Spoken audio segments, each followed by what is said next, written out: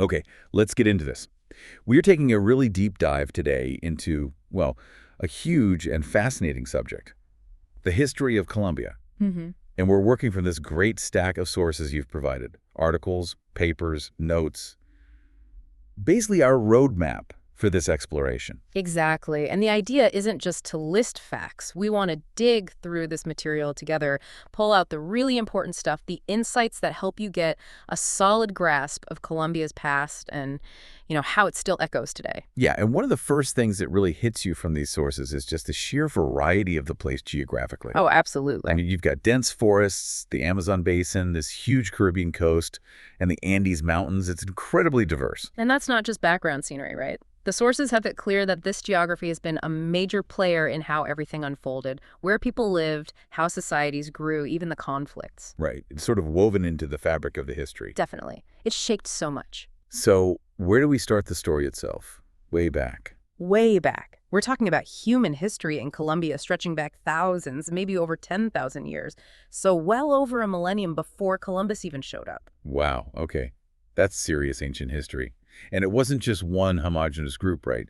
The sources talk about different cultural areas. Yeah, really distinct pre-Hispanic zones. You had quite complex cultures like the Chimcha, the Tairona, Zenu, Payez in different regions. Then maybe simpler coastal cultures and tribes in the Amazon relying more on gathering and fishing. And the Muisca get a lot of attention in the Andes region, described as proto-historical. What does that mean exactly? It basically means they didn't have like a written language in the way we think of it or build those massive stone cities you see elsewhere in the Americas. Ah, okay. But don't let that fool you. Their social setup was pretty sophisticated. Hereditary clans, this interesting way of tracking time through festivals. And the art sounds incredible, especially the gold work, but also ceramics, textiles.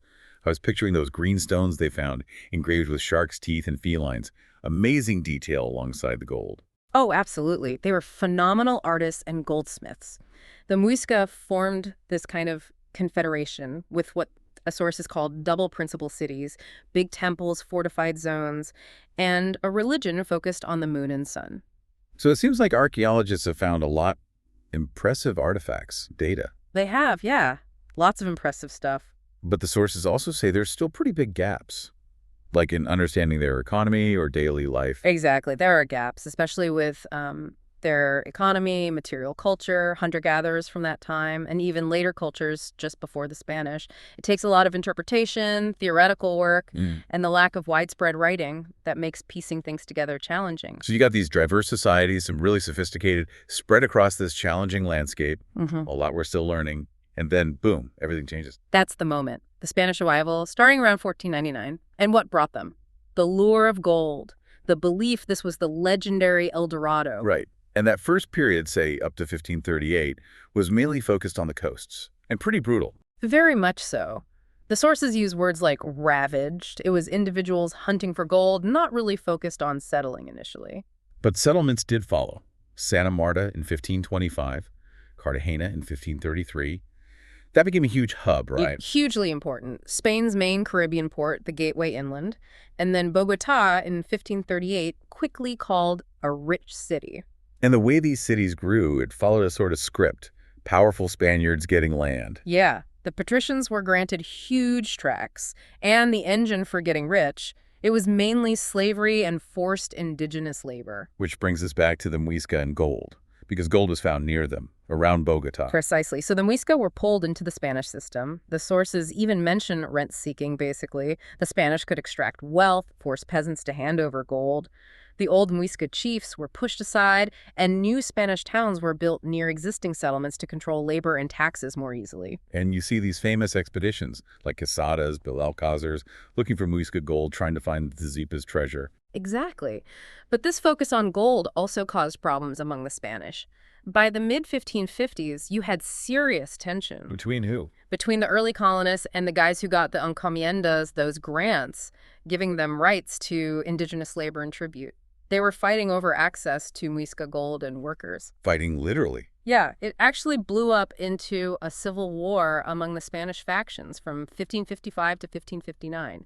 It weakened them enough that the Spanish crown had to step in and send more troops. Wow, so the gold hunt caused internal conflict almost immediately, and these systems they set up, encomienda, and also resguardo. Right. The resguardo was supposed to be communal indigenous land, but often ended up being smaller, restricted areas. These systems basically defined power, land, and wealth for centuries. Mhm. And even though they maybe fueled the desire for independence later, they left behind these really deep structures. Absolutely. Deeply entrenched structures that shaped everything that came next, including the move towards independence. The crises back in Spain really sparked movements all over the colonies. Leading to debates about what kind of country to build.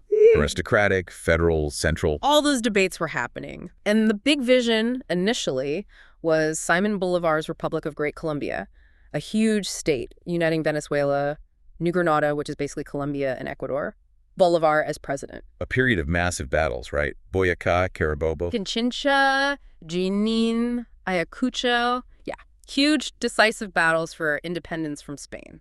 But getting rid of Spain didn't mean peace broke out. Not at all. The sources say internal conflicts started almost right away and basically went on for nearly a century. Figures like Miranda, Bolivar himself, Nariño, they were heroes against Spain, but then became rivals in fights over how the new country should be run. Different constitutions, federalism versus centralism. You can trace the roots of that back even further, can't you? The sources mention revolts in the late 1700s. Yeah, starting often with economic complaints, taxes, Spanish monopolies, but then it grew into political unrest, led by the Creole elites, people of Spanish descent born in the Americas. They wanted their own power, saw Spain as despotic, talked about liberty, claimed to represent the people. Trying to break monopolies, asking for representation. Right. Attempts like that planned for an economic society in 1720, petitions in 1763. It was building for a while. And the Battle of Boyacá in 1819 seems absolutely key. Pivotal. A major victory for independence across the Americas. Bolivar versus the Spanish general Murillo. And what's fascinating is the source notes Murillo actually got help from some indigenous groups, including Muiscas, trading gold for weapons. Maybe they saw Bolivar as a bigger threat. Interesting dynamic. And Bolivar won through strategy, cutting communications. Classic divide and conquer, yeah. That victory led directly to forming La Gran Colombia, the 1821 Constitution, a unified republic. But Bolivar, brilliant general, maybe not the best politician. That's what the sources suggest. He struggled with diplomacy, apparently became quite distrustful, seemed to hoard power, which just fueled opposition and factions. And that internal stuff is partly why Gran Colombia didn't last. Breaking up in 1831, leading to Nueva Granada, which is essentially Colombia. Exactly. Those internal dynamics played a huge part in the breakup. Which leads us right into the 19th century. Yeah, and the sources have this pretty bleak line. Wars multiply in a republic. That sets the tone. How many wars are we talking? Estimates are around 25 to 30 separate civil wars just in the 19th century. 25 to 30. That's almost constant conflict. What was driving it all? A mix of things, according to the material. Rivalries between groups, regions, competing interests, fights over land, wealth, problems with how justice worked or taxes, border issues. So lots of specific grievances. Yes, but the sources stress that underlying a lot of it was this fundamental difference in political opinion, this deep ideological split that affected huge parts of the country. And that often came down to federalism versus centralism, especially later in the century. That was a major fault line, yeah. You see this swing towards federalism, the 1853 Constitution, then the really strong Federalist one in 1863, creating the United States of Colombia. United States of Colombia? Yeah. Wow. But it didn't stick. Nope, short-lived. The Federalist idea used regional differences and this idea of popular sovereignty to gain ground. But the centralist forces pushed back hard, and the 1886 Constitution basically re-centralized everything, stripped away most federal powers. And liberals tended to be federalists, pushing for free trade, too, and when they didn't get their way... Often, yeah, they resorted to armed uprisings. The sources say when their reform projects got blocked, taking up arms was a common response. So the constitutions themselves were points of conflict, affecting stability. Definitely. The 53 Constitution brought some stability, but the 63 Federalist one apparently made governing much harder, more precarious. It was just a century of constant struggle over the shape and control of the state. And this intense 19th century pattern, it seems to flow right into the 20th century, maybe even worse. It really does set the stage for what came next.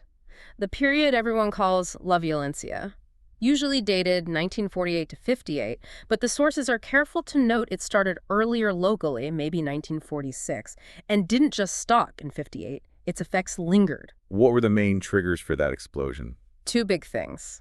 The conservatives returning to power in 1946, and then the massive shock of the assassination of Jorge Eliezer Gaitan, a hugely popular liberal politician, in April 1948. That sparked the Bogotazo riots. Exactly. Massive riots in Bogota, and then this terrifying violence just spread like wildfire out from the cities into the countryside. It was a brutal decade. Who was fighting who? Was it just liberal versus conservative? Initially, it was largely armed bands loyal to one party or the other, but then you saw campesino leagues, peasant self-defense groups getting organized, taking up arms to protect themselves, their land. And the Communist Party became more involved around this time. They regained influence, yeah. And this idea of armed struggle, fighting outside the official state structures, really started to gain ground. Were there attempts to stop it? Peace talks. There were tries, like in 1966, and land agreements were promised in 67, but they never materialized. The sources actually say the official peace commission ended up being used by the government and landowners, which just provoked more violence against peasant groups. Didn't help at all. So a failed peace effort. And is this when the FARC emerges? This is the context, yes. The FARC-EP's rise is seen as a sign that the traditional parties just weren't representing rural people anymore. They allied early on with the Communist Party, which was trying to set up these agrarian settlements to kind of foment armed uprisings. What was the FARC like initially? A major threat right away. The sources describe them initially as maybe more anachronic than enervating, like a bit out of time, not necessarily super powerful at first, focused more on spreading fear, terror tactics. But they evolved. Yeah. By the mid-70s, their strategy shifted. They started attacking army battalions directly, became a much more direct military force. And the sources emphasized that this violence wasn't just about liberals and conservatives anymore. Organized crime got involved. That's a crucial point. Political violence became increasingly tangled up with organized crime, especially from the 1940s onwards. Colombia went through different waves or epochs of violence, not just the party conflict. And the accounts from La Violencia sound horrific. The sources mention extreme brutality. They do. It was a period of intense chaos and criminal activity alongside the political fighting, really dark times. This connection between conflict and crime. Yeah. It leads straight into the drug trade, doesn't it? Absolutely. The timing was key. You had huge demand, particularly from the U.S., really taking off in the 1970s. And Colombia had the climate, the land, the capability to produce. First marijuana, then cocaine became the big thing. It became a massive industry almost overnight. The sources call it a licensed industry, in a way, meaning it was accessible, even farmers could get involved, and it became Colombia's biggest illegal economic bonanza ever. The description of the cocaine process is quite detailed. Coca leaves, kerosene, sulfuric acid, ether. It sounds like a chemical industry. It became one. Processing cocaine for export turned into this huge enterprise, generating just unimaginable amounts of money, billions. You had the Medellin cartel, the Cali cartel. Escobar's Medellin group alone, estimates were like $2 to $4 billion a year. $2 to $4 billion a year. Yeah. That's staggering. And that money didn't just vanish. Not at all. It got laundered, disguised, pushed back into almost every part of the Colombian economy. It fundamentally reshaped the country, power structures, politics, who owned what. The sources mentioned discovering big labs like Tranquilandia in '84 helped weaken those first big cartels. It contributed, yeah, put pressure on them. But the overall impact of the drug trade, it created these massive systemic conflicts, shaking the whole country. Deeply. Shook society, institutions, everything. An incredible number of victims, countless criminals involved, many never brought to justice. And even efforts to fight it, like aerial spraying of coca crops, often just made the violence worse in those areas, according to the sources. So we keep coming back to this theme. Colombia almost constantly at war with itself. Old conflicts bleeding into new ones. It's a persistent pattern, which makes the more recent peace efforts, especially with the FARC, so significant, trying to break that cycle. Right. The negotiations that led to the 2016 peace accords. That took years, didn't it? Nearly 2 years of intense talks, culminating in the final accords for ending the conflict, signed in November 2016. What were the main goals? Ceasefire? Disarmament? Yes, a definitive ceasefire, FARC disarming, setting up special zones for them to gather and transition back to civilian life. There were attempts to address objections from critics to build consensus. But it hasn't been smooth sailing since then. The sources mentioned big challenges. Definitely not smooth. Opposition campaigns spread misinformation, played on skepticism. Violence actually went up in some regions. Social leaders were targeted, and tragically, many former FARC fighters were killed, especially after a change in government leadership. And debates about accountability, war crimes, corruption, That complicated things too. Yes, issues around amnesty laws, how to handle past crimes, those became really difficult sticking points. And the sources bring up an even deeper issue for peace. This idea of a historical social contract in Colombia built on excluding large groups. Especially indigenous peoples. They were pushed aside historically, marginalized, and they continue to fight that pattern, demanding their rights, using the Constitution, international pressure. It's a fundamental challenge to building a truly inclusive peace. So the 2016 Accords, a moment of hope, but also foreboding, as the sources put it, acknowledging the tough road. Exactly, a sense that this was a necessary step, a reckoning with the past, but also incredibly difficult and dangerous. Amidst all this conflict, though, Colombia also has this incredibly vibrant side of the economy, the culture. It does. Economically, it had this long period of strong growth, one of the fastest in the world between the 1600s and 1990, apparently. Lots of growth per person, urbanization, agriculture was key for a long time, then manufacturing picked up. And coffee. We have to talk about coffee. Coffee was huge, a major cash crop from the 18th century. By 1900, Colombia was the world's biggest producer. Big boom from the 1850s to the 1920s. Then the Depression hit it hard, it stabilized, then later declined. And yeah, violence definitely hurt the coffee economy at times. Colombia also seems to have had more stable money systems than some neighbors. Relatively stable monetary and exchange rate Yeah. policies, yeah. Yeah. But still vulnerable to shocks. But the stark link the sources make is between violence and extreme income inequality, especially worsening since the late 80s. And the culture. The sources talk about legends, myths, folklore being really central to identity. Hugely important. And carnival is mentioned as this amazing multi-layered thing. And cumbia music, of course. Ah, yes, cumbia. Mm. Known worldwide now, coming from African slave beats mixed with Spanish and Creole influences. That's the origin story. With those key instruments, the gaita flute, drums, maracas, you see it in festivals like the one in Santa Marta, rooted in those African traditions, with rhythms like poro and puya too. The cumbiamba is mentioned as a kind of fusion. Music and dance sound like they're just integral to life, but also arts and literature as the memory of peoples. Yeah, and interestingly, the sources mention debates about what even counts as Colombian music, how elite tastes sometimes pushed other forms to the margins. Finally, how has Colombia connected with the wider world? It shifted from being kind of on the sidelines to being much more active globally. The coffee economy helped drive that initially. Any early examples? Being the first country to recognize Mexico after its independence in 1825, that's mentioned. And more recently, joining the OECD. That seems significant. Very significant. The Organization for Economic Cooperation and Development.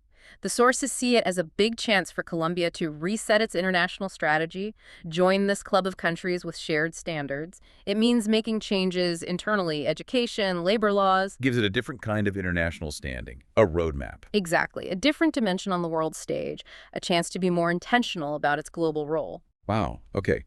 So we've covered a huge amount of ground here, from the deep indigenous past to the complexities and violence of colonization. The endless cycles of 19th century conflict, the profound impact of La Violencia and the drug trade. The difficult search for peace, and then this vibrant culture and growing global presence. Yeah, the picture that emerges from these sources is a nation really marked by its geography, these deep social and political divides, often boiling over into violence, economies shifting with commodities like gold, coffee, then drugs. But also incredible resilience, creativity, this constant, difficult process of figuring out its own identity. Even studying its history, as the sources note, needs more work, more interpretation. Right. So for you listening, what's the takeaway? Thinking about Colombia now, how does all this history, the geography, the people, the conflicts, the culture, still shape things? And this is where it gets really thought-provoking, I think. The sources show these deep, recurring patterns of exclusion and violence, but they also show these moments of hope, determination, the push for peace, like the 2016 Accords. It makes you ask, for a country with such a long, tangled history of internal strife and unresolved issues, how much of that past is really past? What's the genuine potential for lasting change, for reconciling that history with the desire for a peaceful future? It really leaves you wondering, how does a nation truly move forward?